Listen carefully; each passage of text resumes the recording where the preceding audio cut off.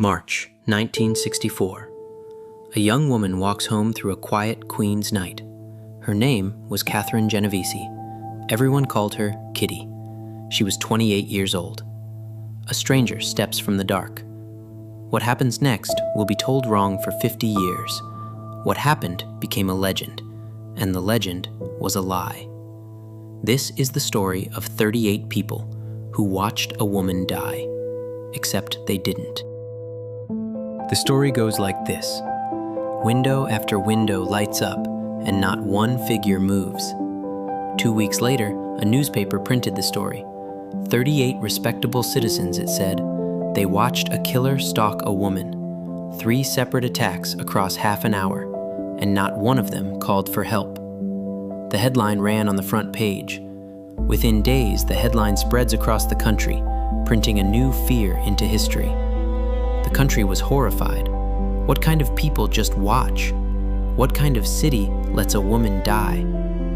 The story had a terrible, simple answer. We had become strangers to each other. Psychologists gave the horror a name, the bystander effect. More people watching, less help arriving.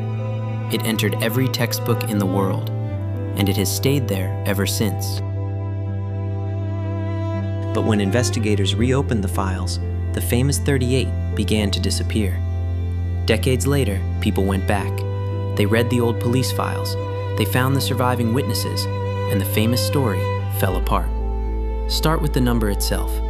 38 people who saw the murder. In truth, almost no one saw it. It was dark and past 3 a.m. Most who noticed only heard fragments, a shout, a cry, then quiet. Few understood what was happening. Only 2 actually saw the attack. A window flies open. A neighbor screams into the dark. The attacker turns and runs. Someone did act. A neighbor threw open his window. He shouted into the night. The attacker panicked and ran. Kitty was still alive. The first attack had been stopped. Remember, this was before 911. There was no single number to call. Still, by accounts, someone called the police. Another neighbor held her as she died. The street had not simply watched. The famous 38 never existed. So why did the world believe it? Because part of it is real. Hand one person a burden and they carry it. Split it across a crowd and it nearly vanishes. In a crowd, responsibility gets divided. If everyone can help, no one must. Psychologists call it diffusion of responsibility. Your share of the duty shrinks. Surely someone else will step in. And so, sometimes, no one does. Every face stays calm, watching the others stay calm, until the whole room agrees nothing is wrong. There is a second trap, too. We read danger in other faces. If no one else looks alarmed, we decide it must be nothing. But everyone is doing the same. Calm faces, all secretly unsure. Psychologists call it pluralistic ignorance. In the lab, these effects are real. Researchers staged emergencies for decades. Smoke under a door, a cry a next room. Alone, people acted quickly. In groups, many froze. So the effect was not invented. It was attached to the wrong story. But a lab is not a street.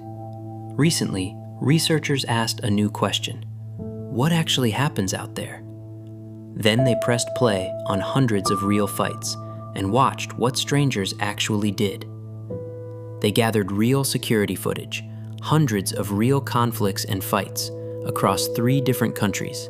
Then they counted who stepped in. The result overturned the myth. In 9 out of 10 conflicts, at least 1 bystander stepped in. On average, nearly 4 people helped. Not one cold city, all of them. The same pattern everywhere they looked. Stepping in may be a human instinct.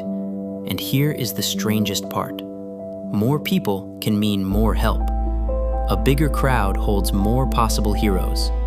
The walk-on-by world is itself a myth.